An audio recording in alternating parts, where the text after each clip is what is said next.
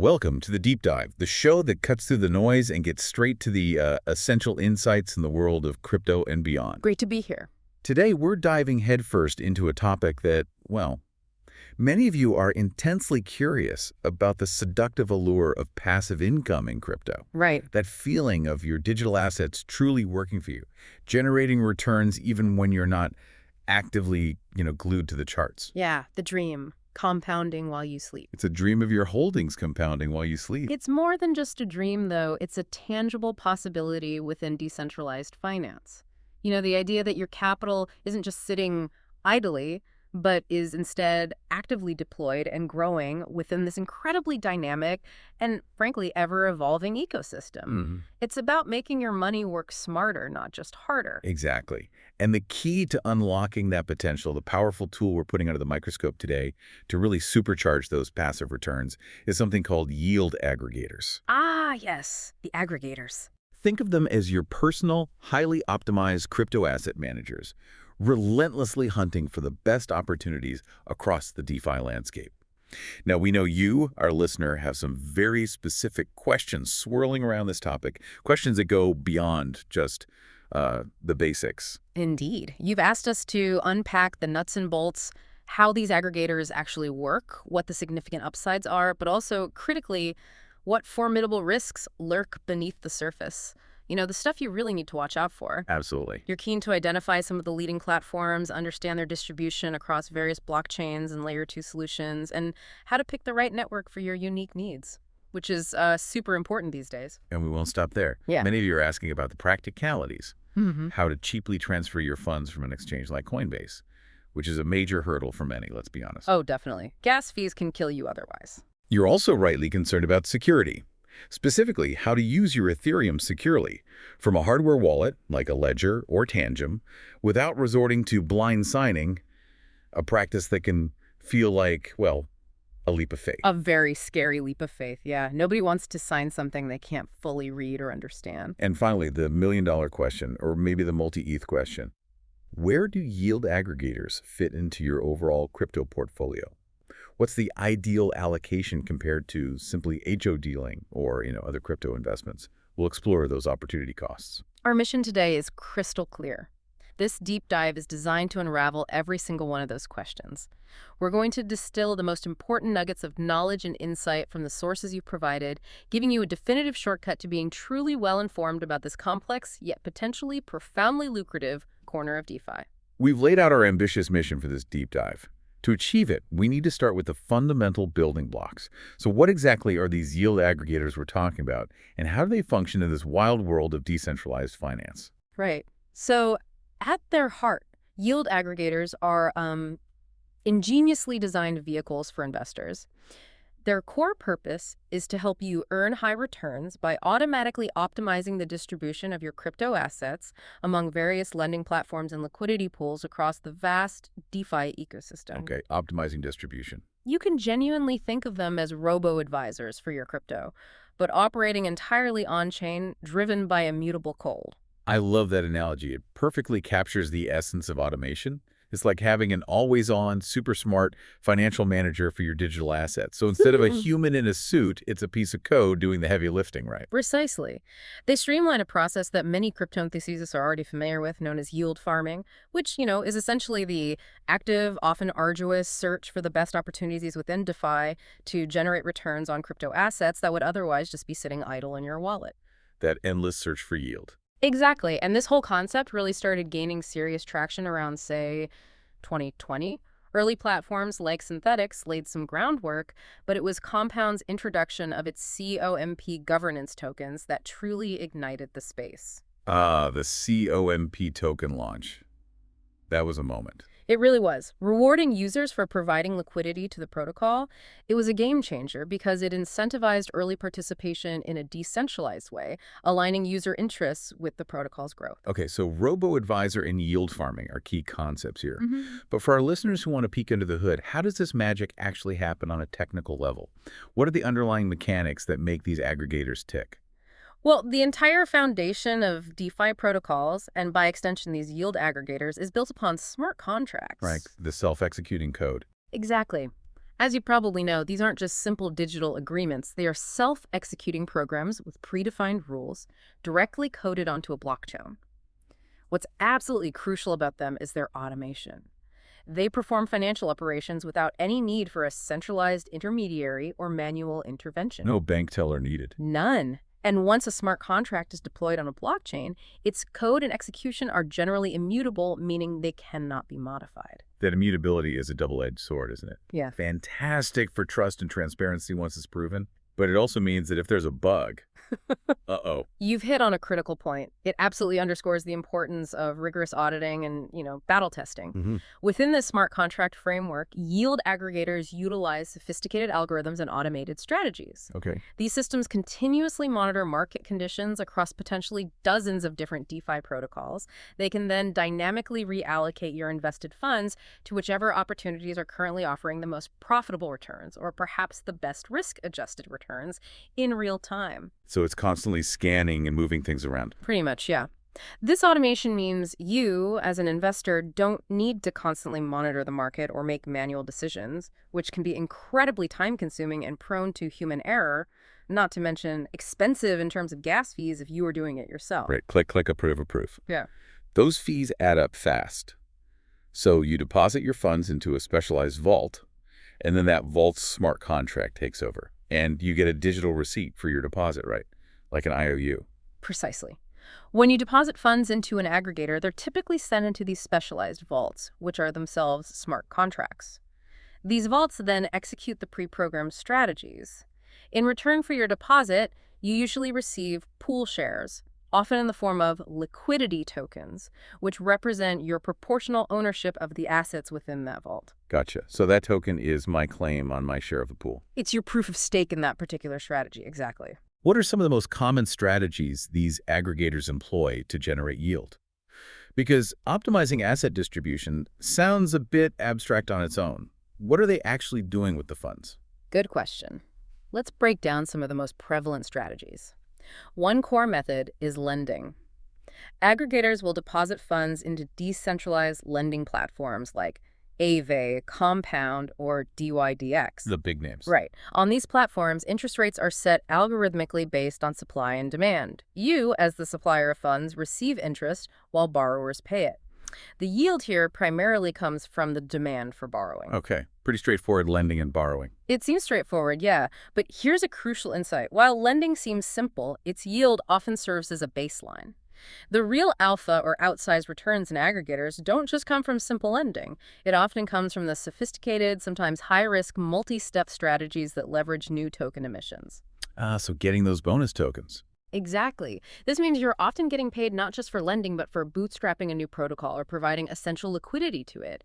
You're getting rewarded for being early and taking on that initial risk. So if I'm holding stablecoins, I could potentially lend them out through an aggregator and earn a competitive interest rate compared to traditional banks, sometimes like exponentially higher. Exactly. Another major strategy is liquidity provision, or LP. Here, funds are supplied to automated market makers, or AMMs, such as Uniswap, SushiSwap, or Curve Finance. Providing liquidity for traders. Right. Users provide pairs of tokens, say ETH and USDC, into a liquidity pool. In return, they receive LP tokens. Their earnings come from a portion of the trading fees generated by swaps within that pool. Collecting those swap fees. Exactly. For example, Uniswap generally charges a 0.3% fee on trades, and SushiSwap charges 0.25%, with these fees distributed proportionally to the liquidity providers. The higher the trading volume in a particular pool, the more fees are generated for the LPs. It's simple supply and demand for trading. So you're essentially facilitating trades and getting a cut of the action. It's like being a digital market maker. What about those governance tokens you mentioned earlier? That sounds like another layer of reward. That brings us to yield farming, also known as liquidity mining. Many new DeFi protocols want to attract users and liquidity quickly to, jumpstart their ecosystem. They need users, they need capital. Precisely. To do this, they'll reward early participants with their native governance tokens, like the CCOMP token from Compound or the IDLE token from Idle Finance, for contributing funds to their platform. Free tokens, basically, for participating early. Well, not exactly free. You're providing valuable capital, but yeah, it's a direct incentive. This not only encourages participation, but also helps decentralize the protocol's ownership and decision-making.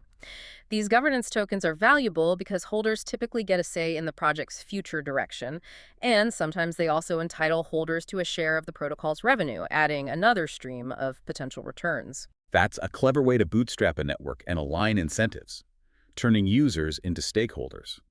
Are there even more complex or intricate strategies these aggregators might use, going beyond just lending or LPing? Indeed. While maybe less common for direct user interaction, aggregators might also engage in arbitrage. Buying low, selling high across exchanges. Essentially, yeah. Taking advantage of temporary price differences for the same asset across different platforms to generate a small, generally lower risk profit. And then there's leveraged borrowing, which is a more advanced and considerably riskier strategy. Okay, warning bells ringing already. As they should be. Here, an aggregator might use deposited collateral to borrow more funds, which are then redeposited as additional collateral to borrow even more, creating what's sometimes called a leveraging spiral. Whoa, looping. Exactly. This is designed to maximize governance token rewards or amplified yield from other sources, but it also significantly amplifies risks, particularly during volatile market movements or potential liquidations. Things can unwind very, very quickly. So it's essentially taking out a loan to take out another loan, all to get more of those valuable reward tokens or boost yield. Very interesting and clearly much higher stakes. Can you give us a couple of examples of how specific aggregators implement these strategies? Make it more concrete. Certainly. Take Idle Finance, for instance. They're notable for offering two distinct strategies to their users. Best yield, which does exactly what it says. It relentlessly seeks out the highest interest rates across multiple underlying lending protocols, prioritizing raw APY, just chasing the highest number. Okay, pure yield maximization. Then there's their risk-adjusted strategy, which is a more nuanced approach. It uses a framework like DEFFIS score to balance potential returns against an assessed risk profile, aiming for an optimal risk-return balance rather than just the absolute highest yield. So trying to be smarter, not just greedier. You could say that it's about smart capital allocation, not just chasing the highest number without considering the potential downside. That sounds like a more conservative approach, which many investors, especially those maybe newer to DeFi, might deeply appreciate. Exactly. And then we have Harvest Finance. They employ both simple single asset strategies where you might deposit a stablecoin like USDC into a vault, and that vault then funnels those funds to other protocols such as Compound or Idle Finance. Pretty straightforward. Just passing along to another platform. Right, but automating it. They also have LP token strategies where users deposit their Uniswap, SushiSwap, or Curve LP tokens, and Harvest Finance then automatically collects and reinvests the liquidity mining rewards those COMP tokens or whatever, essentially auto-compounding for the user. So it claims the rewards and puts them back in for you. That saves hassle and gas. A lot of hassle and gas, yeah. These examples really illustrate how aggregators take various building blocks within DeFi lending, LPing, staking, and combine them into automated, optimized strategies, making sophisticated yield farming much more accessible than it would be otherwise. Now that we understand the intricate mechanics, let's pivot to the benefits. Right. Why would an investor, like our listener, even consider using these powerful, yet clearly complex yield aggregators? What's the undeniable allure here? Well, the primary allure, and perhaps the most significant benefit, is the promise of enhanced returns through automated optimization. More money, basically. Pretty much, yeah. Yield aggregators are designed with sophisticated algorithms to continuously find and adapt to the most profitable configurations in the market. They leverage these algorithms to monitor various protocols, ensuring that your assets are always working in the most optimal way to maximize returns without requiring your constant manual attention. Like having a little crypto robot working for you. It's like having a dedicated team of analysts working for you 24/7, constantly scanning for the best deals. And when we talk about enhanced returns, are we truly talking about something significantly better than what we see in traditional finance? Because a 3% APY savings account isn't going to cut it for most people actively involved in this space. Absolutely not. Compared to traditional savings accounts, which, as you say, might barely offer 3-5% APY in a good year, maybe, DeFi platforms and aggregators can often deliver double-digit yields, sometimes well into the double digits. We've even seen some liquidity pools potentially exceeding 100% APY, though it's crucial to understand that such high yields often come with higher risk and varying sustainability. You can't expect 100% APY forever. Right. Sounds too good to be true sometimes. Exactly. But platforms like GypsySwap are explicitly cited for their advanced algorithms and robust risk management strategies, specifically designed to ensure profitable deployment and target those maximized returns. The difference compared to TradFi can be truly staggering. So it's about pushing past those paltry traditional finance rates and truly putting your crypto to work. What about the practical side of managing these investments? DeFi can feel pretty clunky and expensive sometimes, especially for smaller players. All those clicks and fees. That brings us to cost efficiency and simplified management, which is a huge draw for many. First, let's talk about lower transaction costs, or gas fees. By pooling funds into a single strategy contract, the gas costs associated with interacting with underlying protocols are socialized or shared among all users in the vault. So you split the bill for the transaction fees. Exactly. This leads to fewer and lower individual interaction costs. But here's where it gets really interesting. The advent of Layer 2, L2 solutions, has dramatically reduced these costs even further. L2s. Yeah, they're a big deal now. Huge.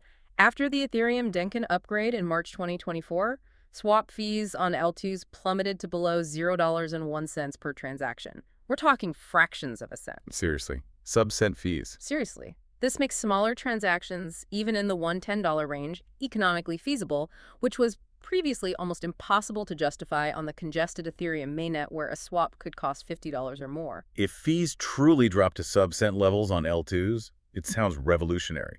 This is a game changer, especially for smaller investors, making these powerful strategies accessible to a much wider audience who couldn't afford Ethereum mainnet gas. It is indeed. It democratizes access in a big way. And beyond cost, there's automatic rebalancing. The platform is automatically restake rewards for users, a process known as auto-compounding. The harvesting thing you mentioned. Exactly. This significantly simplifies the entire yield farming process. You don't have to manually claim rewards, convert them, and then reinvest them, a multi-step process that saves both time and additional gas fees. More importantly, it significantly increases potential returns over time due to the powerful compounding effect, letting your earnings earn earnings. So less fiddling around, potentially more gains over time. And I imagine it simplifies overall portfolio management as well, especially when you're dealing with multiple assets or protocols, trying to track everything. Definitely. With simplified portfolio management, users deposit into just one instrument, the aggregator's vault, and the aggregator handles the complex asset allocation across multiple underlying protocols. One deposit, multiple strategies. Right. This not only eases the burden of manual management, but also allows for instant diversification across various protocols and platforms, which would be incredibly difficult, time-consuming, and expensive to do manually. Balancer, for example, even allows for pools with up to 8 different ERC20 tokens, providing broad diversification within a single investment.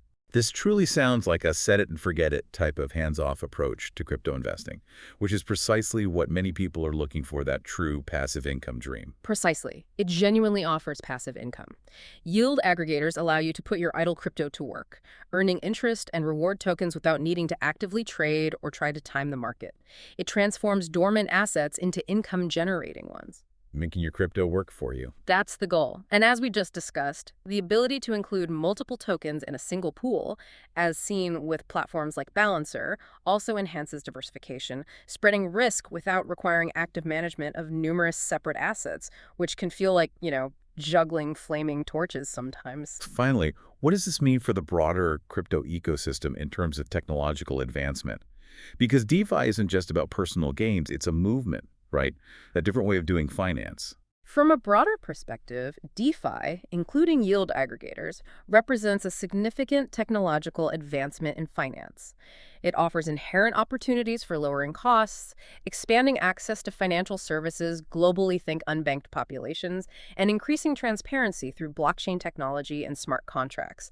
Everything's on the ledger. More open, more accessible? Ideally, yes. Auditing within DeFi, while surprisingly not always directly correlating to market valuation, is crucial because it stimulates economic activity, fosters user trust, reduces risks, and enhances confidence in a protocol's security and transparency. Protocols like Harvest Finance, for example, are specifically known for their strong security measures and transparent operations, highlighting a commitment to these foundational benefits. It's about building a better, more equitable financial system, or at least trying to. That's a powerful vision for the future of finance. But as any experienced crypto investor knows, with great power in DeFi often comes even greater risk. So let's pull back the curtain and truly delve into the digital minefield that yield aggregation can sometimes be.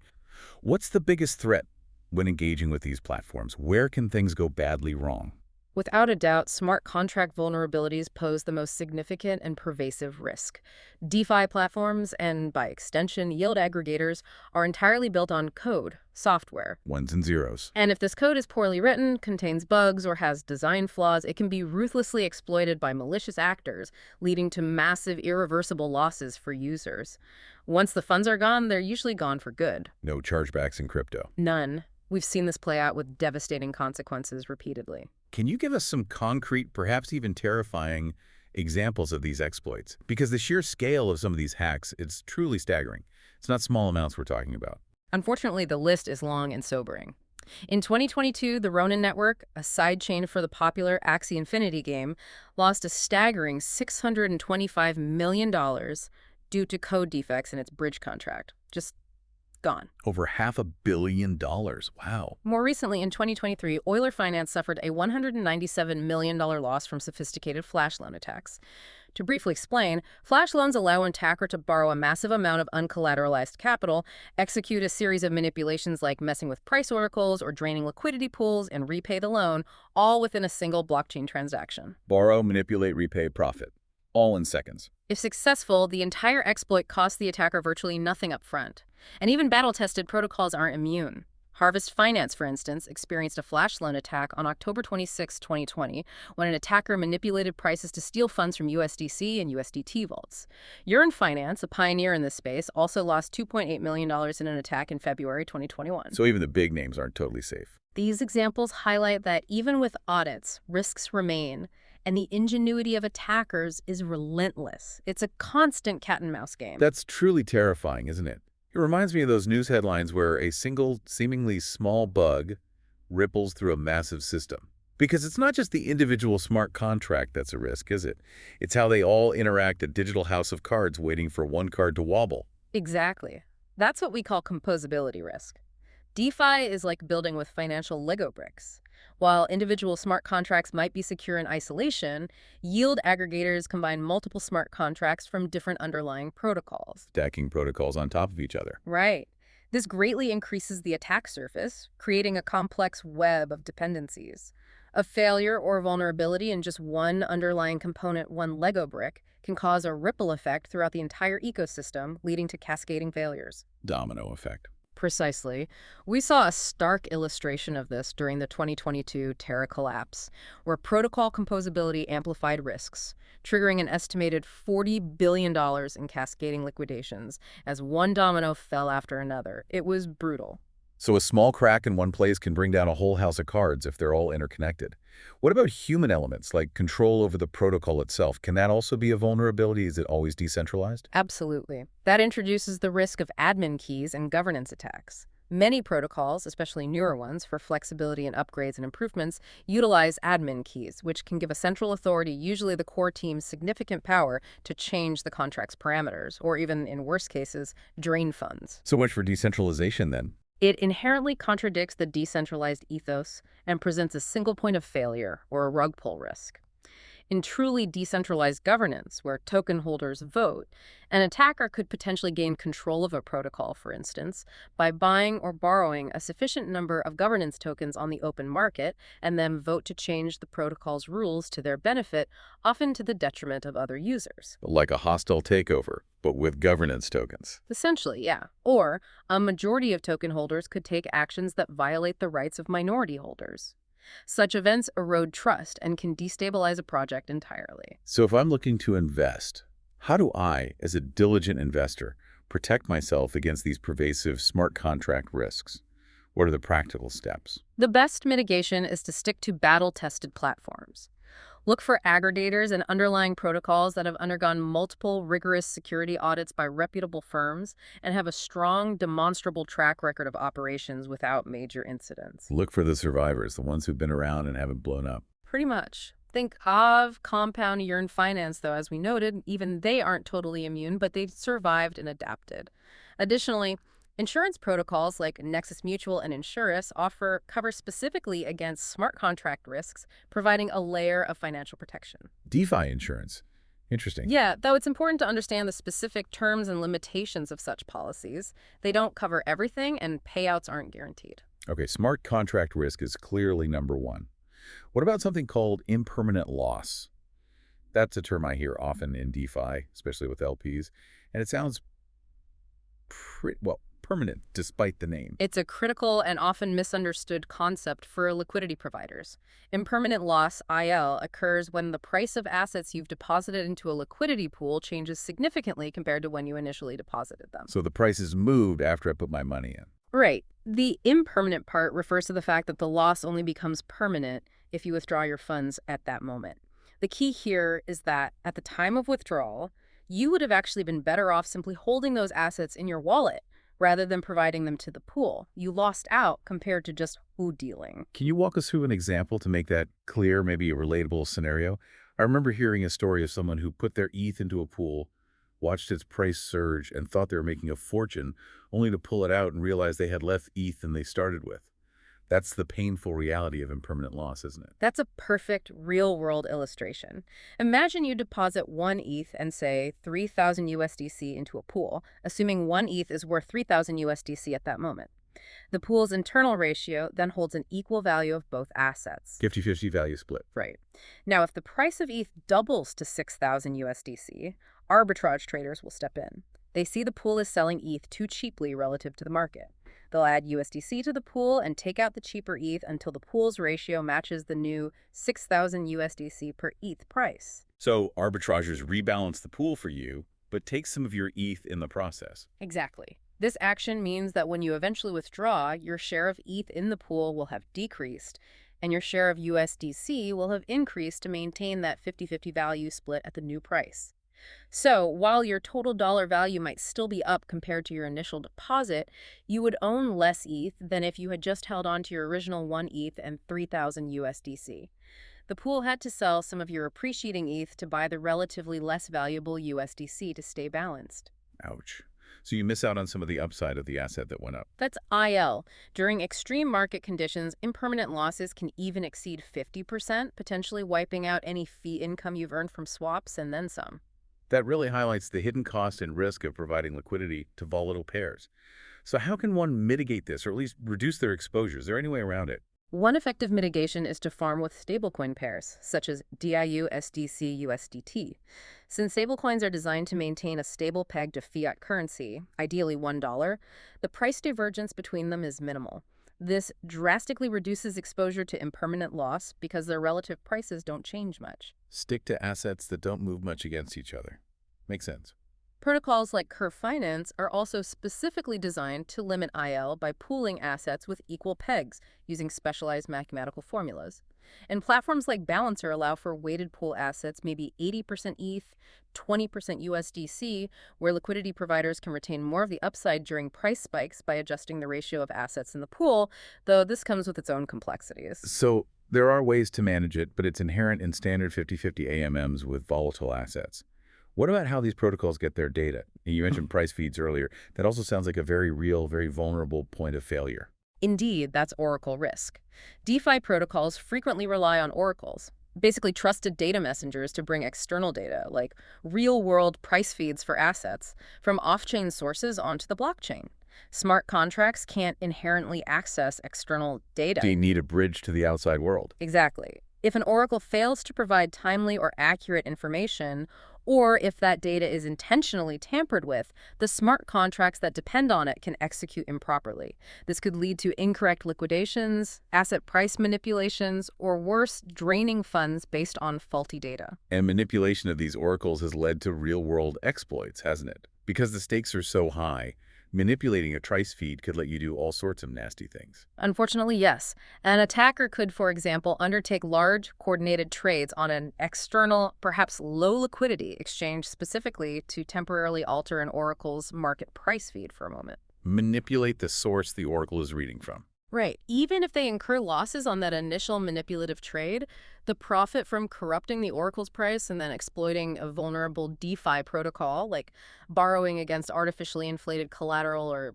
triggering unfair liquidations, could far exceed that cost. The Mango Markets exploit in 2023, where $114 million was lost due to Oracle price manipulation, is a chilling and highly public example of this vulnerability in action. Relying on external data is inherently risky.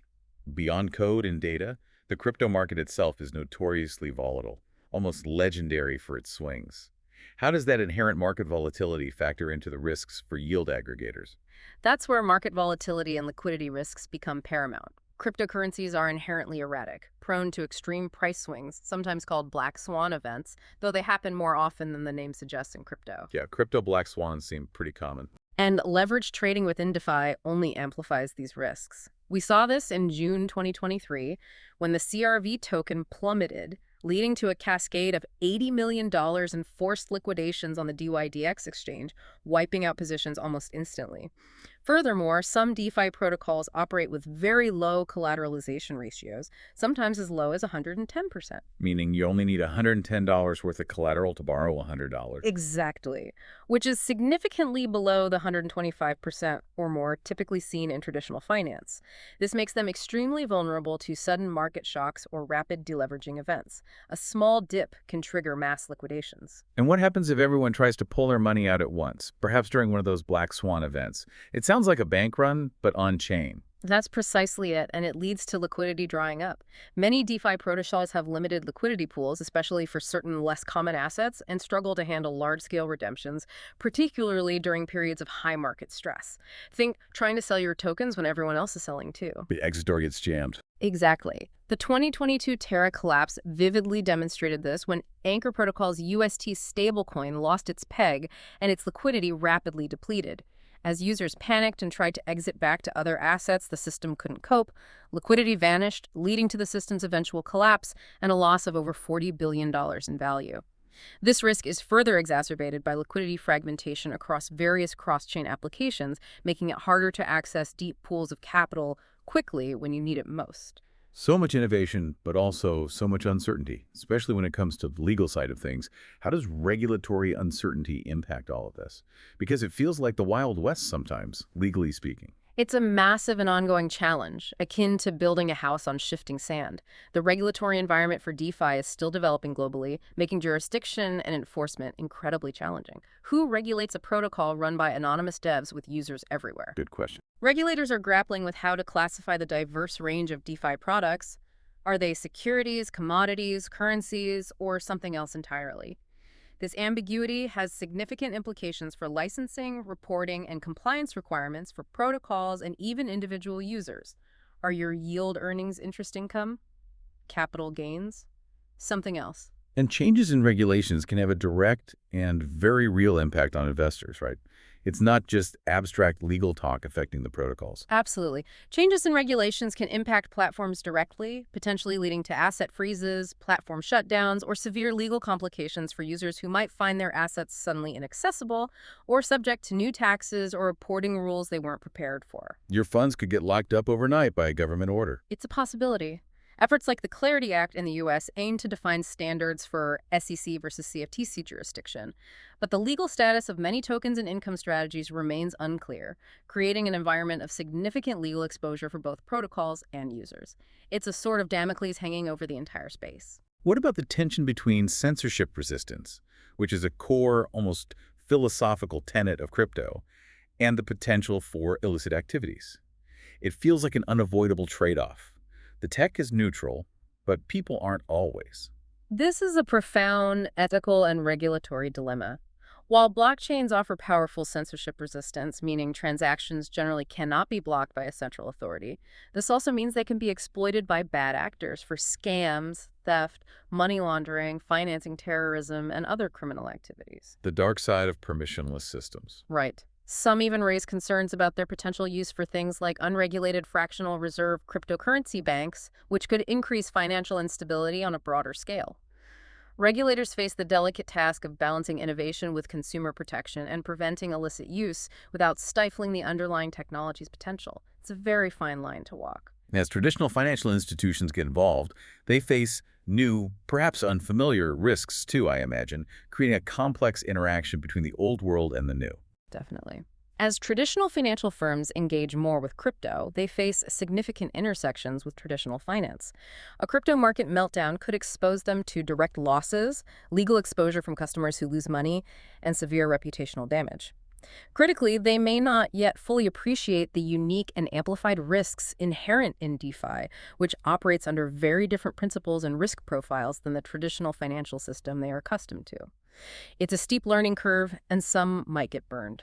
We've talked about multi-chain environments as an upside for efficiency and lower costs, but are there risks that come with connecting these different chains, those bridges?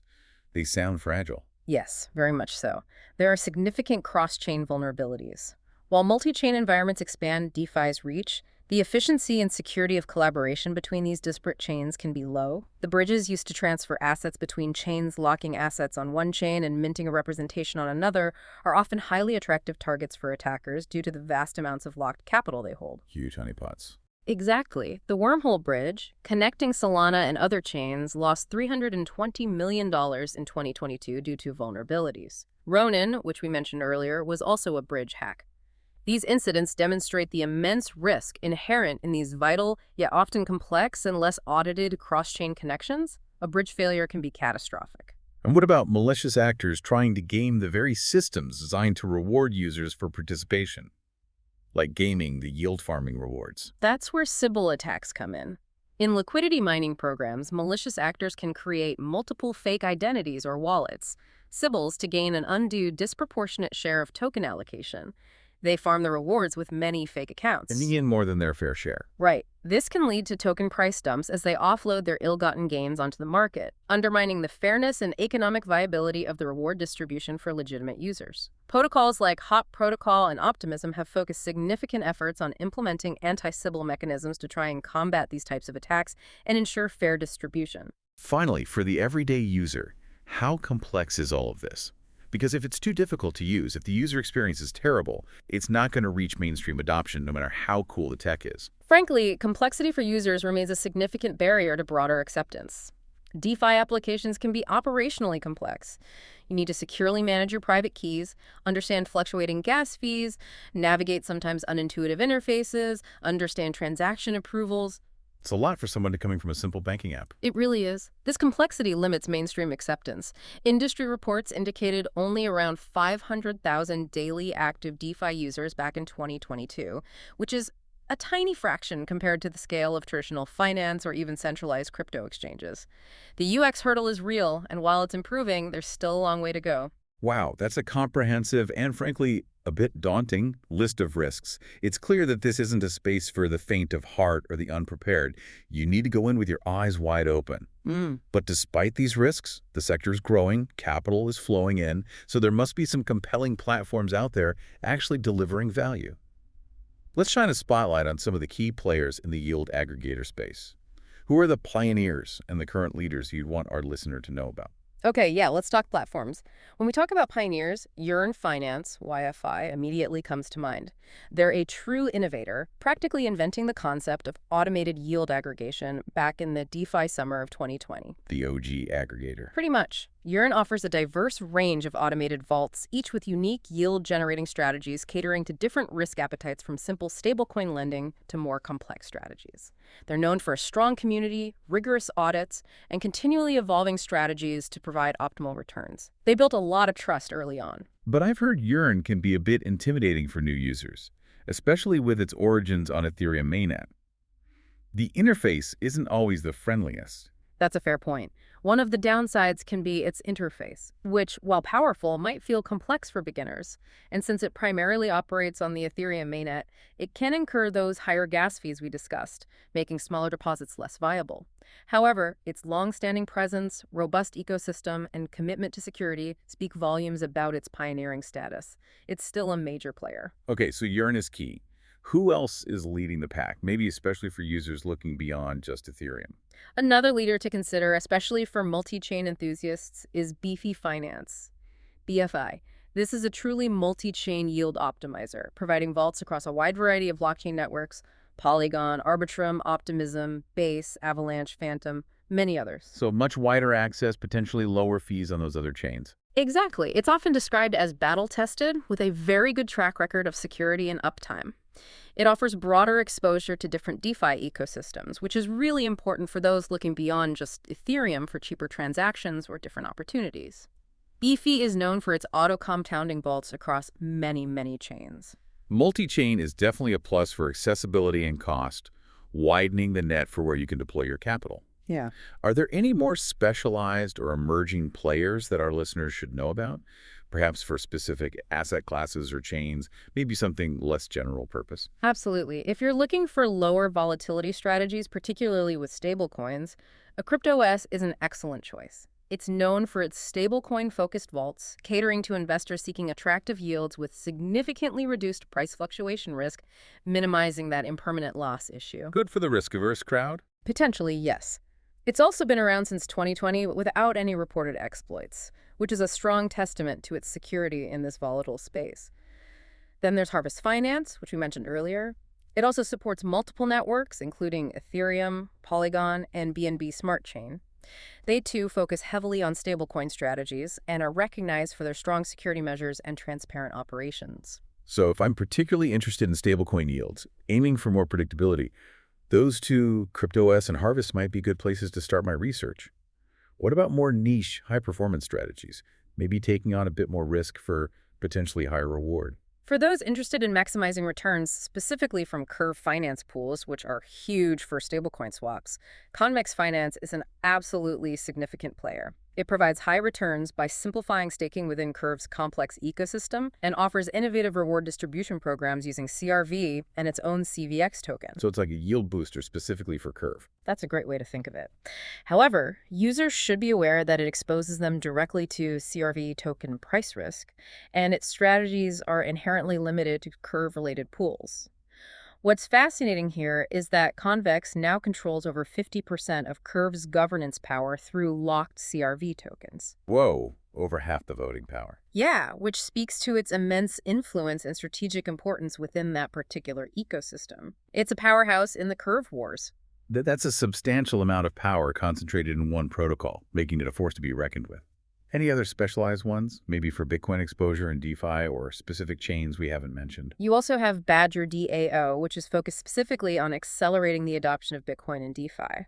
They offer vaults designed to optimize returns on Bitcoin-related assets, like wrapped Bitcoin, WBTC, or other bridged forms, allowing BTC holders to earn yield without selling their primary asset. Putting your Bitcoin to work in DeFi. Exactly. For those specifically on the Avalanche network, YieldYak is a prominent DeFi yield aggregator. It automatically compounds and allocates assets across high-yield farming strategies unique to the Avalanche ecosystem, often focusing on platforms like Trader Joe or Pangolin. So ecosystem-specific aggregators too. Very much so. Each major chain tends to have its own native favorites. We mentioned GypsySwap earlier as standing out for its optimization capabilities. What makes it noteworthy in this crowded field? Is it just the algorithm? GypsySwap is cited for its user-friendly interface, which is a big plus in DeFi, seamless integration with popular DeFi protocols, and those advanced algorithms that aim to ensure. We also have Idle Finance and Pickle Finance as early players. Idle offered those best yield and risk-adjusted strategies we discussed, and Pickle focused on optimizing LP tokens, particularly stablecoin LPs initially. Newer entrants include Vesper Finance, which is performing exceptionally well with significant total value locked, TVL, and explicitly focuses on attracting institutional adoption with more professional-grade strategies and reporting. And Yele is another aggregator noted for its user-friendly approach and aiming for an efficient path to higher yields. The space is constantly innovating, new players pop up all the time. That's a truly comprehensive overview of the landscape. It's clear there's a lot of choice out there for various risk appetites and asset preferences. Now, let's talk about the practical side for our listener who wants to invest. A big question is where to deploy capital. This brings us to layer ones and layer twos and how to allocate funds optimally across these different chains. This is a crucial consideration, especially for anyone serious about getting involved in DeFi yield aggregation today. It's not just what you invest in, but where. Ethereum has historically been the undisputed primary platform for DeFi, hosting over 70% of DeFi protocols at its peak. It's the original powerhouse, where most of the innovation, significant liquidity, and battle-tested smart contracts first emerged. It has the history and the most value locked. The Schelling point for DeFi, basically. Yeah. But its limitations are pretty well known, particularly when it comes to costs and speed, which can feel like a major bottleneck, right? Yeah. Especially during bull runs. Exactly. Ethereum's scalability issues, primarily high gas fees and network congestion, have significantly limited its ecosystem expansion, especially for smaller players. During the 2021 DeFi boom, for example, average transaction fees could easily exceed $50, sometimes hundreds of dollars for complex interactions. Yeah, paying $100 to deposit $500 doesn't make much sense. It made many smaller transactions or frequent rebalancing strategies needed for some vaults economically unfeasible for most users, effectively pricing them out of participating directly on mainnet. So how are developers addressing these limitations, and more importantly, how are aggregators leveraging these solutions? Where's the relief coming from? That's where Layer 2, L2 solutions come in as a massive game changer. These are scaling solutions built on top of Ethereum, like Optimism, Arbitrum, Base from Coinbase, ZK Sync, and others. They emerge specifically to tackle Ethereum's scalability challenges head-on. Processing transactions off the main chain, but still secured by it. That's the core idea, yeah. The beauty of L2s, especially rollups, is that they offer security guarantees derived from Ethereum itself, while dramatically reducing transaction gas fees by offloading most of the computational work off-chain and then batching transactions back to the mainnet more cheaply. I've heard about the Denkin upgrade making a big difference for L2s, almost a revolutionary leap in transaction costs earlier this year. Proto-Denk sharding, right? Right. You're right to point that out. It was absolutely transformative. The introduction of blobs via EIP 4844 in the Denkin upgrade drastically cut the cost for L2s to post their data back to Ethereum. After that upgrade in March 2024, swap fees on many L2s plummeted to below $0 on 1 cent per transaction. Again, sub-cent fees. That's wild. It really is. This made transactions in the $110 range not just possible, but highly cost-effective, a scenario that was previously unimaginable on the Ethereum mainnet. Consequently, the volume of swap transactions on these rollups has now surpassed that on the Ethereum mainnet itself, a massive shift in user activity. People follow the low fees. Naturally. What's more, most major L2s support the Ethereum Virtual Machine, EVM, allowing for the seamless deployment of AMD-DEXs like Uniswap, Curve, Sushi, and their forks, which were originally designed for Ethereum. This means familiar platforms and aggregators can now operate with lightning speed and minimal cost on these L2 networks. So for our listener looking to invest, it sounds like L2s are a pretty attractive option purely on cost. Cheaper is better. But here's the truly mind-blowing insight I picked up from the sources.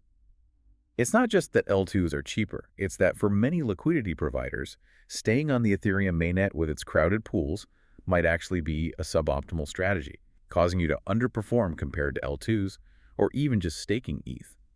How does this impact capital allocation? Where should an LP put their money for the best net return? That's precisely the aha moment, and it requires looking beyond just the advertised APY. Research indicates that liquidity providers on Ethereum mainnet pools, such as a standard WETH USDC pool on Uniswap v3, often find their positions oversubscribed. Too much money chasing too few fees. Exactly. There's simply too much capital competing in the most popular mainnet pools, driving down the returns per dollar of liquidity provided. These pools tend to deliver lower net returns compared to simply staking ETH directly, especially after accounting for the high gas fees required to manage the position and the intense competition. So the opportunity cost of not staking ETH on the mainnet can be significant if you're deploying on a crowded L1 pool, even if the raw APY looks good on paper. It's a hidden drain on your potential earnings because staking is simpler and might net you more after costs and risks.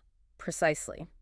The research strongly suggests that LPs could receive significantly higher net rewards by reallocating part of their capital to corresponding pools on L2s.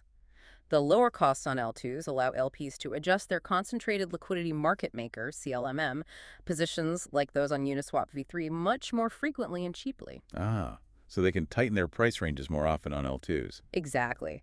This means they can respond to market shifts quicker, narrow their liquidity ranges more often to capture more fees when the price is within their range, and generally manage their position more actively. This leads to higher liquidity concentration and ultimately better effective returns because they can optimize their positions far more dynamically and efficiently without being eaten alive by gas fees every time they want to make an adjustment. So it's not just about cheaper transactions for depositing or withdrawing, but also about being more agile and adaptive with your capital while it's deployed, effectively creating a more efficient market for liquidity provision on L2s. Exactly. The optimal liquidity allocation strategy should always consider the staking rate, which you can think of as a baseline risk-free rate in the crypto world, though staking isn't truly risk-free. Compared to just staking your ETH. Right. If liquidity pools on an AMM after accounting for fees, IL risk, and management costs don't provide higher risk-adjusted rewards than staking, LPs should seriously consider reallocating to staking. In a theoretical perfect equilibrium, the returns from liquidity provisions in AMMs should converge towards staking rewards, balancing out risk and opportunity across the ecosystem. L2s seem to be making LPing more competitive with staking again. That's a really important benchmark for our listener. Always compare your potential LP returns to the simpler, often lower-risk staking rewards available on that same chain. So when it comes to picking the best L1 or L2 for a yield aggregator, what are the absolute key factors an investor should weigh? How do you choose? Okay, the key factors are primarily 1, transaction costs, where L2s are clearly cheaper and faster now. 2, speed of transactions and finality, how quickly your transaction is confirmed. 3, the security assumptions of the L2 optimistic versus ZK rollups, for example. And 4, critically, the specific aggregator's distribution across these networks. Where is the platform actually available? Because the best aggregator is useless if it's not on the chain you want to use. Exactly. As an example, Beefy Finance is a multi-chain aggregator available across a ton more networks than just Ethereum mainnet, offering broader choice. Harvest Finance supports Ethereum, Polygon, and BNB Smart Chain. Ive also employs a multi-chain deployment strategy covering Ethereum, Polygon, and Avalanche. So, your choice of L1 or L2 will heavily depend on where the aggregator you choose is deployed and what fee structure best suits your investment size and frequency of interaction. The aggregator you pick needs to be on the chain that works best for your strategy and your budget. That makes perfect sense. Match the chain to the aggregator and your own needs. Now let's tackle a very practical and crucial question for our listener. I have some Ethereum in my Ledger hardware wallet that I could use. I need a yield aggregator that can be accessed from my hardware wallet, Ledger or Tangem, who does not require me to do blind signing. And related to that, how do I effectively and cheaply send funds from Coinbase? These are critical for secure and cost-effective participation, getting set up safely and affordably. These are excellent and very common concerns for any savvy crypto investor, and rightly so. Security and costs are paramount. Let's start with the hardware wallets. Hardware wallets like your Ledger or Tangem are absolutely critical for secure storage of crypto assets. Non-negotiable for serious amounts, really. I would agree. They represent the gold standard for security, significantly reducing the risk of hacks compared to leaving funds on an exchange or in a hot software wallet connected to the internet, as your private keys never leave the secure enclave of the device itself. So they're the ultimate vault for your crypto. But the interaction with the often complex smart contracts of DeFi can be tricky, especially when you're being asked to sign a transaction from that secure device. What are you actually approving? That's precisely where understanding smart contract interactions for security becomes paramount. Smart contracts are unambiguous code, and once you sign a transaction, you're giving permission for that code to execute with your funds. It cannot be reversed. A lack of understanding of what you're actually approving on-chain is a primary vector for scams and exploits. You are, in essence, giving instructions to a piece of code that will execute without human oversight. Signing away permission for potentially anything. Potentially, yes, if the contract is malicious or you misunderstand the approval. So how can our listener gain that understanding? How do you actually read and verify what you're signing, especially on a hardware wallet's tiny screen? It's crucial to know how to read smart contract data on blockchain explorers. For Ethereum and EVM chains, that's Etherscan, or chain-specific explorers like Polygon Scan, Arbiscan, etc. For Solana, it's Solana Explorer. For Avalanche, Snowtrace. You can use these tools before signing to check essential details like the contract address you're interacting with, the creator's address, the token name, the tokens held in the contract, its transaction history, and for deeper analysis, even the source code itself if it's been verified and made public.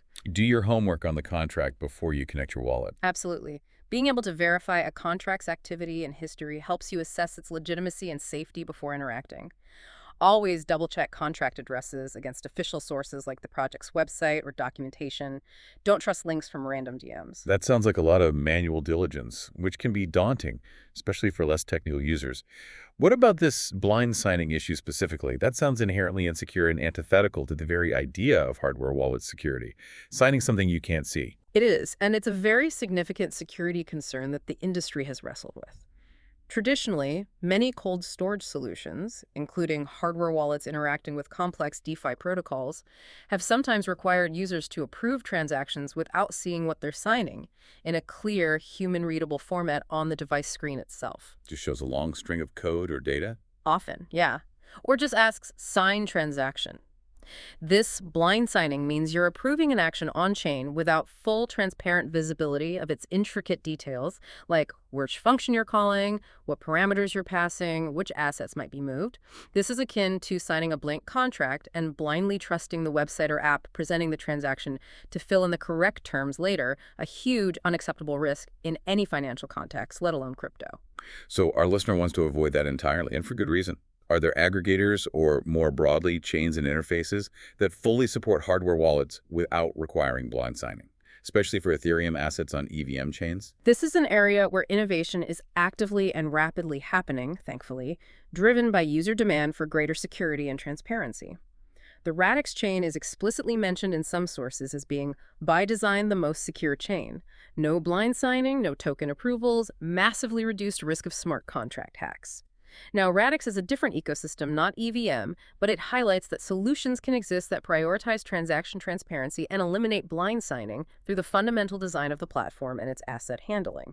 Okay, so non-EVM chains might have solved this, but what about for Ethereum and the L2s where most aggregators live? Right. For the EVM world, the industry as a whole is recognizing this problem. Initiatives like EIP 712 provide structured data hashing, making it easier for wallets and hardware devices to display transaction details in a readable format. Furthermore, sources mention things like blind signing protection for EVM chains, bringing transaction transparency to cold wallet security, indicating active development in this area. So for your Ethereum on Ledger or Tangem, you'd be looking for aggregators whose web interfaces, front ends, and the wallet software you use, like MetaMask, Rabby, etc., have properly implemented these standards to show you clear transaction details before you sign on the hardware device. So it's about the whole stack, the aggregator's website, the connecting wallet software, and the hardware wallet's firmware all working together to show you what you're signing. Exactly. Many popular interfaces like MetaMask, when connected to Ledger, are improving their support for clearer transaction details, like identifying function calls and parameters for known contract types, allowing for a more informed sign-off. You should specifically enable debug data or full transaction details in your wallet settings if available, and always scrutinize what the hardware wallet itself displays before approving.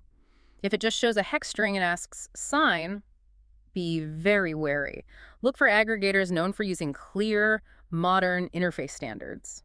That's a huge relief to hear that the technology is actively moving in that direction, making security less of a trade-off for using DeFi. Now for the other practical question.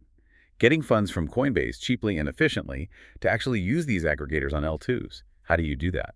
While the sources don't detail a step-by-step, aggregator-specific process for sending funds from Coinbase, the cheapest and most effective way generally involves leveraging Layer 2 solutions directly from the exchange. Coinbase lets you withdraw straight to L2s now.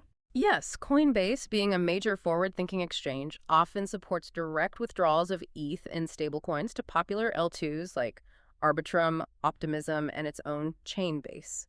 This is a game changer because it allows you to bypass the high Ethereum mainnet gas fees entirely for the initial transfer.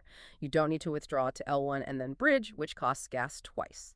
Skip the expensive L1 step completely. Exactly. Once your funds are on the chosen L2 network, check Coinbase for supported networks and assets, you would then use your hardware wallet securely connected via a compatible interface like MetaMask or Rabby, ensuring no blind signing to interact with the yield aggregator deployed on that specific L2 network. This strategy combines unparalleled cost efficiency for transfers with the bulletproof security of your hardware wallet for the actual DeFi interactions. Check withdrawal fees on Coinbase for each L2, but they're typically much lower than mainnet withdrawal fees. Right, so L2s are absolutely the key for cost-effective transfers and interactions, starting right from the exchange. Now, let's zoom out to the big picture. Portfolio ponderings. For our listener, how much of their crypto portfolio would they ideally put in this yield aggregator category as opposed to simply dealing blue chips like Bitcoin or Ethereum, or perhaps doing direct staking? It's about opportunity costs and risk assessment. What's the right balance? This question goes right to the heart of personal finance, risk tolerance, and investment philosophy within the crypto space. When comparing yield aggregators versus AJO dealing or staking, it's generally true that aggregators offer the potential for higher yields than simply holding assets or even traditional staking, where you lock up tokens like ETH to secure the network and earn rewards. Higher potential reward from aggregators. Potential, yes. As we discussed, LPs on Ethereum mainnet pools sometimes face a missed opportunity to stake because L2s and direct staking can offer better, or at least less costly and complex, risk-adjusted returns. Aggregators try to beat staking, but it's not guaranteed. So we're talking about higher potential returns, but at what cost in terms of risk? Because that's the ultimate trade-off here. Nothing comes for free. The cost here is undoubtedly increased risk, primarily due to the inherent complexity, composability, stacking risks, and immutable nature of smart contracts we've discussed extensively. Plus, there's platform risk, IL risk, Oracle risk. The list goes on. Therefore, the optimal allocation really depends fundamentally on your personal risk tolerance and investment goals. There's no one-size-fits-all answer. Not a simple percentage everyone should use. Absolutely not. For someone highly risk-averse, maybe even a 1-5% allocation feels like a lot. For a seasoned DeFi investor comfortable with the risks who's done their research, maybe a larger percentage, say 10-25% or even more of their crypto portfolio, might be appropriate. But it should almost certainly not be 100%. Diversification is key. Given the high volatility and unique risks of crypto, how can investors manage and optimize their risk within this yield aggregator category? Are there advanced techniques beyond just choosing safer platforms to help navigate this digital ocean? This is where advanced quantitative techniques, often borrowed from traditional finance but adapted for crypto's unique characteristics, become invaluable, though they require expertise. One is CVR optimization, or conditional value at risk. CVRR sounds complicated. It's a bit technical, but think of CVR optimization as a way to prepare for the absolute worst-case scenarios. Instead of just looking at average risk or volatility, it helps you quantify and minimize the expected loss in the worst-case scenarios. Say, the potential losses during the most extreme market downturns, like the bottom 5% or 10% of possible outcomes. Focusing on limiting the damage during crashes. Exactly. Given the high volatility and fat tails of crypto markets, meaning extreme events happen more often than expected, using an alpha of 0.1, for example, means you're optimizing your allocation to minimize the expected loss beyond the 10% worst-case scenarios. This gives you a better handle on tail risk and helps build resilience when the market inevitably goes south hard. So it's about understanding and trying to minimize the impact of those rare but catastrophic negative events, which crypto seems to have a knack for producing pretty regularly. What other tools are there for this kind of advanced risk management? Another valuable tool is Jar-Site modeling, or generalized autoregressive conditional heteroscedasticity models. Okay, even more complicated sounding. Yeah, the names aren't friendly. But think of Jar-Site as a sophisticated weather forecast for your portfolio's volatility. It doesn't just predict average conditions, but specifically looks for patterns where volatility tends to clump together, periods of high volatility followed by more high volatility, or when extreme events, fat tails, are more likely than traditional models assume. So it accounts for crypto's tendency to be calm, then suddenly go crazy. Precisely. These statistical tools are particularly useful for optimizing volatile yield aggregators because they can capture these unique market characteristics much better than simpler models. This leads to improved risk assessments and potentially more resilient portfolio constructions, helping you build a portfolio that's hopefully more storm-proof. So using these sophisticated models helps to navigate the inherent unpredictability of crypto, making it a more data-driven approach rather than purely speculative guessing or chasing APYs. That's the goal, yes. However, it's crucial to understand that even with these models, it's not a set-it-and-forget-it strategy where you just plug in numbers and walk away. Any portfolio allocation to yield aggregators absolutely requires continuous monitoring. You got to keep watching it. You should be prepared to rebalance your allocation often, maybe monthly, maybe even more frequently, depending on market conditions to maintain your desired risk profile. Crypto markets are incredibly dynamic, sentiment shifts rapidly, new risks emerge, and historical data for specific vaults or strategies can sometimes be limited or short-lived. So ongoing vigilance, adapting to new information is key. What about the idea of diversification, not just within yield aggregators across different platforms or strategies, but comparing aggregators against other crypto investments? Because putting all your eggs in one basket, even a diversified aggregator basket, still feels risky in this space. Diversification is crucial for managing risk, both within and outside aggregators. While yield aggregators offer diversification across different protocols and strategies automatically, some investors also explore other passive income streams within crypto.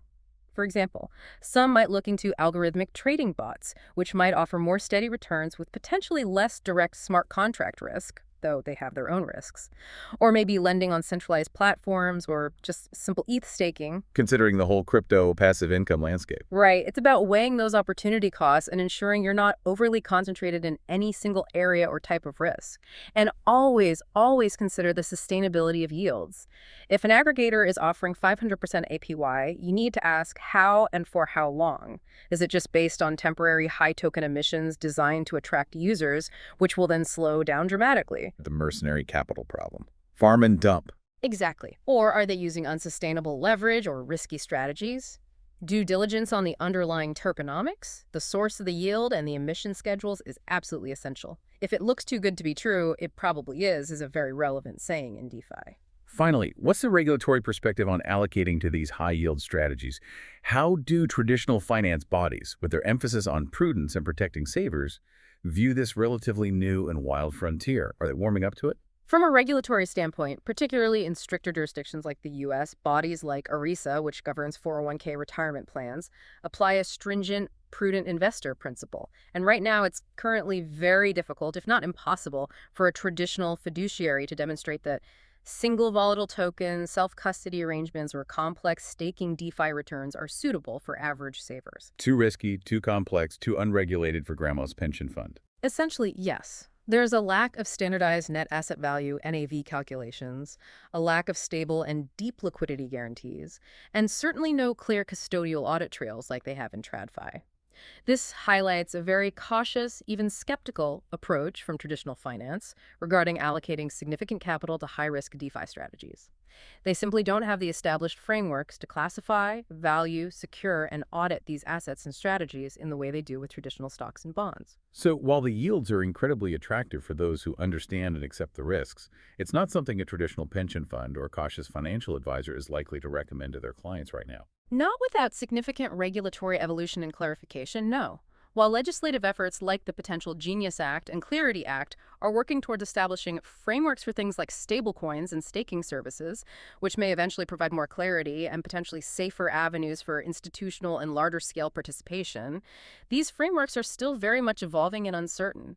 So for the average investor looking at yield aggregators today, it means proceeding with extreme caution, doing thorough research, understanding the myriad risks, and only allocating capital they can truly afford to lose.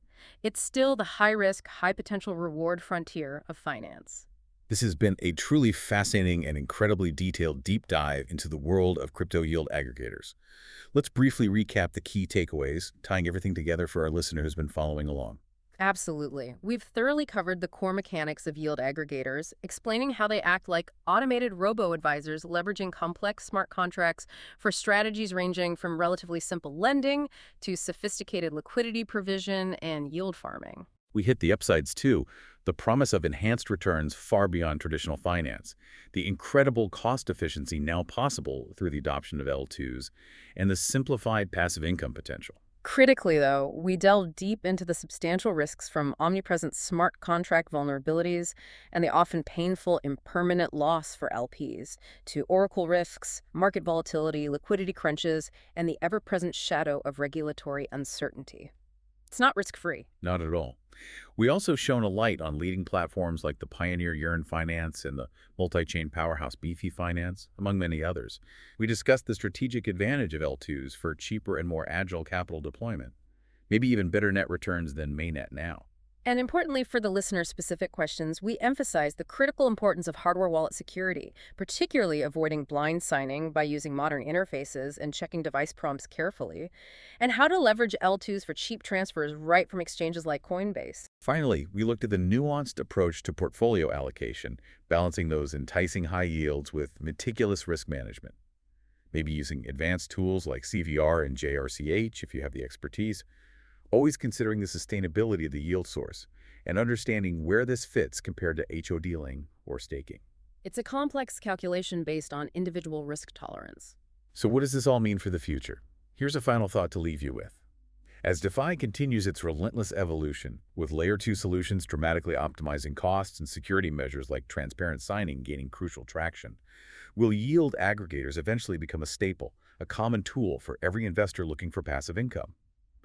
Or will the inherent complexity and the irreducible smart contract and market risks always keep them as an advanced play, reserved only for the most sophisticated and risk-tolerant participants in the crypto space? That's a powerful question, and the answer will likely lie in how effectively the user experience can be simplified, truly abstracted away from the underlying complexity, while simultaneously maintaining and even enhancing the underlying security and transparency. The battle for mainstream adoption will be fought on those two fronts: simplicity and security. Indeed. We encourage you, our listener, to explore further. Research some of the specific aggregators or L2 solutions we've mentioned. Compare their strategies and security track records, but always, always with an emphasis on due diligence and a deep understanding of the underlying smart contracts and the risks involved. This isn't a space for blind trust or chasing APYs without understanding how they're generated. Thanks for joining us for this deep dive.